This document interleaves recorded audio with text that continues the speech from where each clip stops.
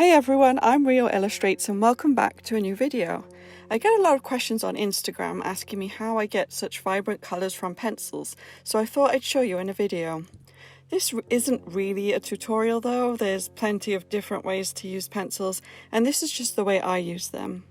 I watched a lot of coloured pencil tutorials on YouTube when I first started out, and although they were helpful, in many of them they tell you not to colour the way I do. But it is how I get such vibrant colours, so take what I do and what I say with a pinch of salt. I think with coloured pencils especially, they work better when you find your own way of using them, due to how hard you like to press, which pencils you like to use, which paper is your favourite, how you like to blend, and whether you use a base, etc, etc. For instance, I don't use any blenders or bases such as markers or pastel, and I've heard people say it's really hard to get colouring as smooth as I do without doing that, but that's not true because plenty of people do just that on YouTube. I can't use markers or blenders anyway as they give me massive headaches, so I use pencils in a way that gets them smooth and vibrant without using them. And it is totally possible to get a really smooth result without using them. It's all a matter of personal preference and what result you want, and whether you don't mind spending hours and hours on one piece. My way takes a lot longer. This video is 4 hours long in real time, but I find colouring the most relaxing part of doing art, so I don't mind that it takes that long. I enjoy every minute of it.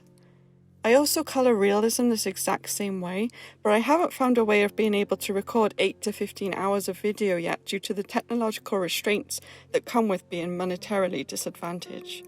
That's clever speak for, I spent all my money on art stuff and Prime Day, and now I have no money left to film me using it. I am saving up for better equipment though. In this video, I am colouring my daughter. She's 14 and at the end of term we had a school report in which she mostly had A's and A stars. And I wanted to celebrate that with drawing her with her report card. For this drawing, I am colouring on a sheet of 300 series Bristol vellum that I cut into a square shape to stick into a scrapbook. This is the regular vellum, not the smooth kind. I'm also using Faber-Castell Polychromos, Caran d'Ache Luminance pencils, and I used Prismacolor pencils for the background. Each of these pencils requires a different technique, but using a larger amount of pencils with different brands allows you to get deeper colours due to increasing the amount of colours you have to work with. For example, Polychromos colours are really deep and dark, and Luminance are really glowy and bright, so using them together gives you a greater depth of colours and increases the contrast and saturation in your work. Having really dark darks and really bright brights gives my work that super vibrant effects, and it enables the glowy effect. I always start my art with the flesh colours first. This is because the peach skin tones of all pencils will pick up any pigment left on the page. Sometimes they even try to blend with my fine liners I put down, so you really need to do that first to avoid making a bit of a mess. The face always looks way too dark until I have all the other colours on the page, so I don't ever worry about it looking too dark like it does in the beginning of this video. It needs to look too dark.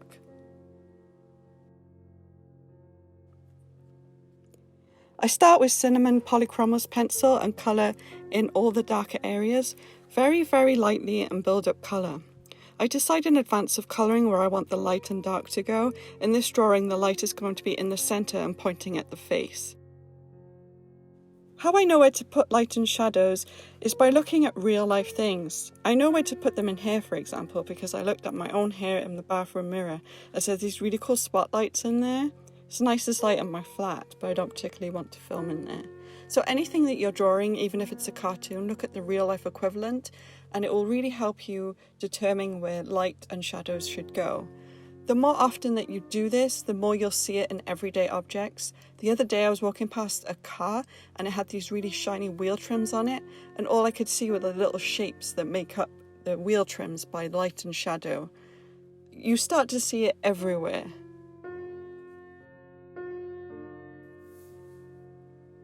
If you press too hard with polychromos, they won't blend well at all, and the colour won't be as pigmented if you compare pressing hard with building up multiple layers. If you struggle with pressing lightly like I do, holding the pencil higher up the barrel will enable you to get lighter layers of colour using the same amount of pressure. Going back to what I'm doing with her face, I then use Light Flesh by Polychromos to blend that out, again very lightly, and I use Luminance White over the glowy areas of her face.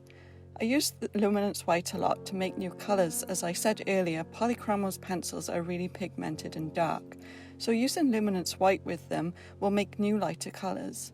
I don't really like the flesh tones for my characters with the other pencil brands, so I create my own using this method.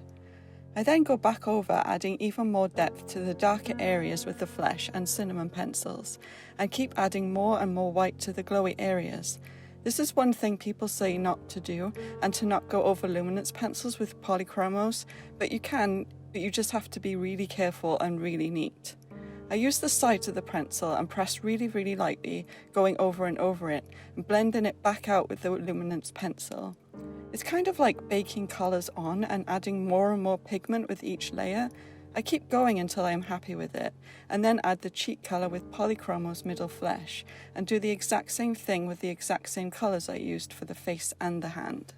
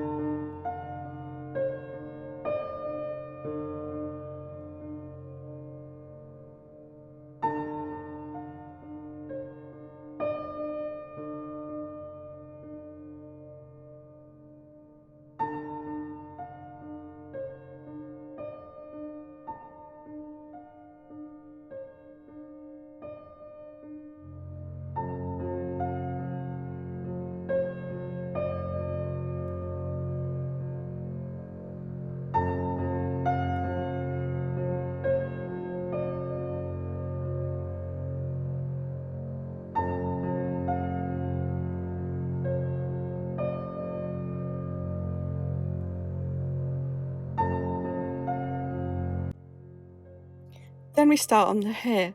Now unfortunately, after I had filmed the whole hour of hair, the entire segment corrupted, so I couldn't use it.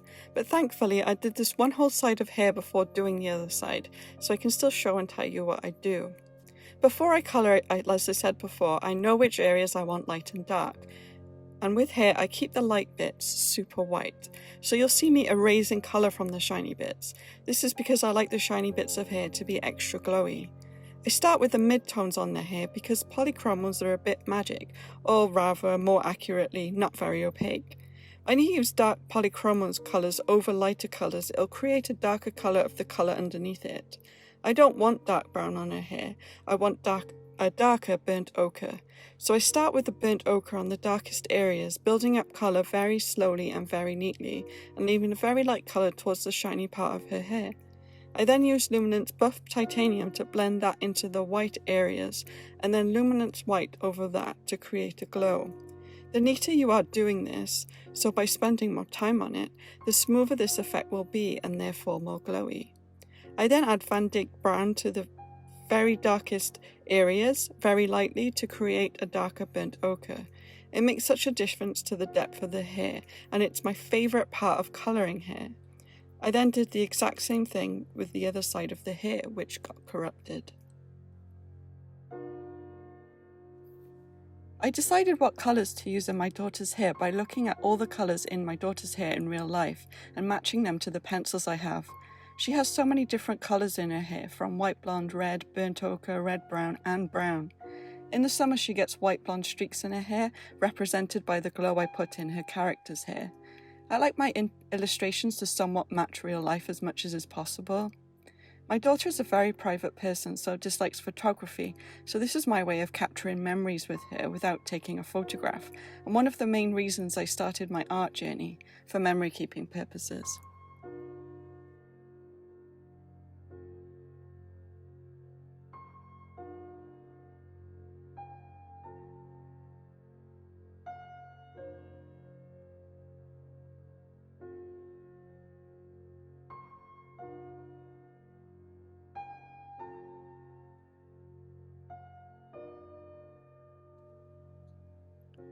Then I coloured her eyes. I used luminance blue tones of pencils and used white to make the centre of the iris really light. My daughter has these super dark blue eyes, but around her pupil it's really, really, really light blue. So I love sort of trying to replicate that in her character. I coloured the black bits with luminance black pencil. I do go over the black with black Posca marker at the end, but I found that Posca markers go on so much smoother over pencil than on pure paper that I always create a base to colour over. This is also why I don't try too hard to stay inside the lines. Going over the fine liners will create a lovely base for Posca markers to go over more smoothly at the end.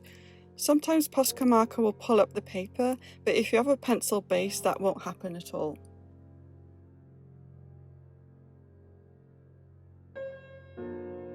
To colour the teal jumper, I used two luminance pencils, one darker blue and one much lighter blue. I don't know what the names of some of these luminance pencil colours are, as they come off the pencil after a while, so I usually just name them whatever I want. It's kind of difficult when I want to replace them, but I also kind of enjoy naming them myself when I don't know them anymore. The dark one is ice blue and the light one is what I call space blue because I like to use it a lot for my space backgrounds. I start with the darkest tone first, doing pretty much the same as I did for polychromos, but pressing a little harder and doing it a little faster, and then blend into the light using the lighter space blue colour. One of the amazing things about luminance pencils is that you can layer to blend like polychromos, but you can also smudge to blend like prismas, so you don't have to take as long, and you can press much harder with these, and just smudge them together to blend them.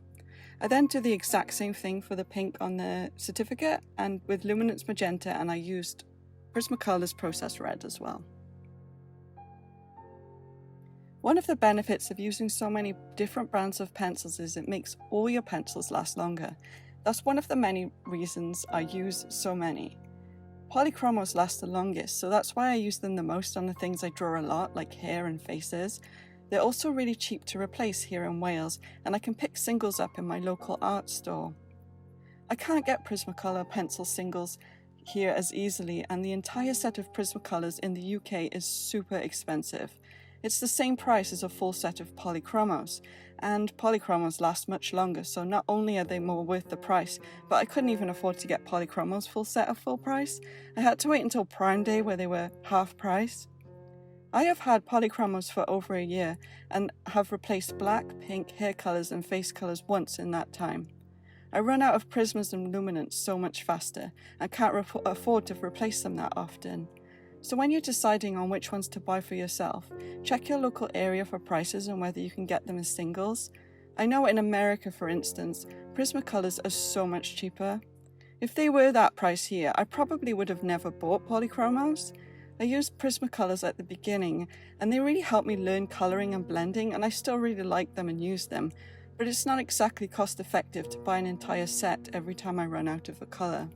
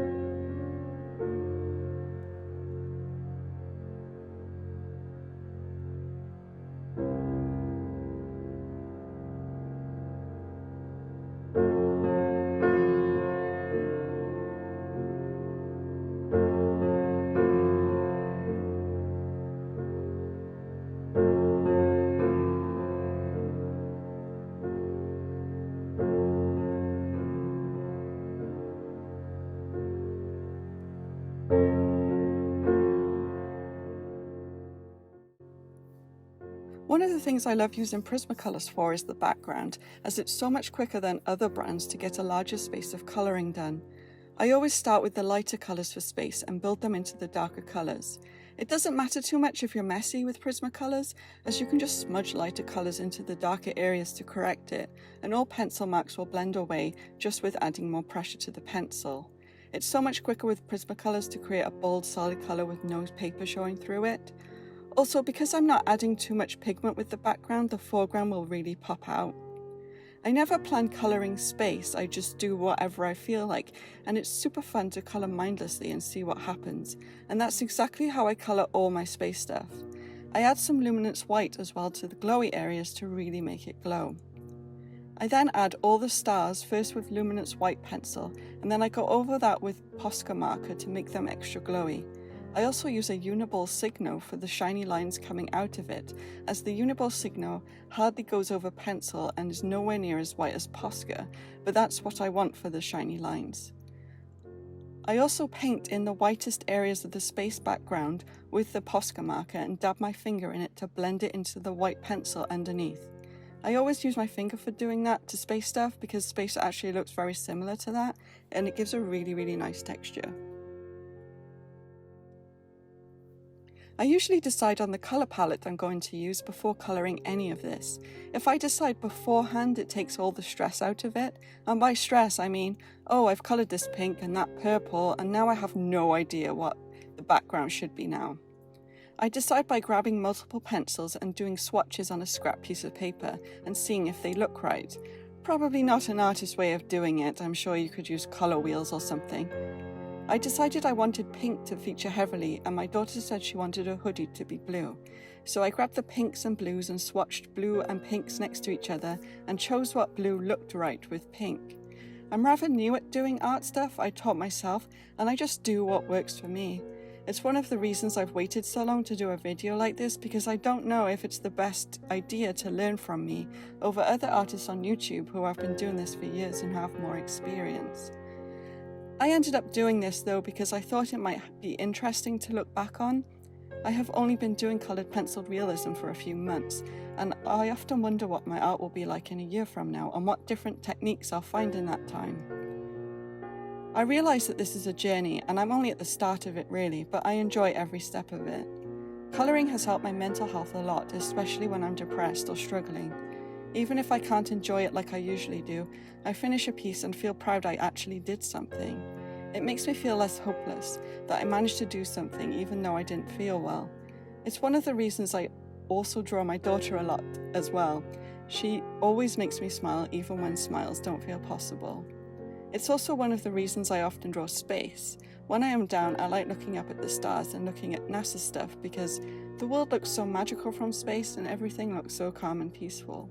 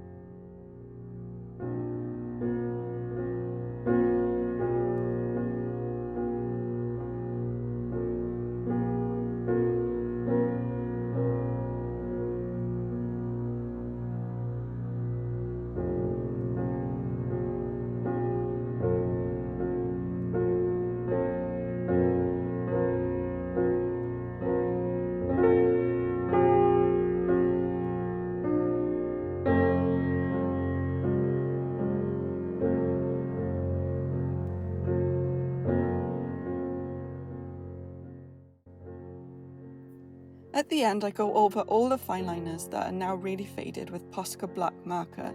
I didn't film all of it as I like to have my face really close to the paper to see and concentrate, but there's a few videos on my channel where I do film all of it. I wanted to concentrate on the colouring part of my art in this video. The great thing about using Posca markers over pencil is you can erase any mistakes by just going back over the Posca with pencil and it will come off. But I'm always still really nervous doing it, so I don't really like recording it.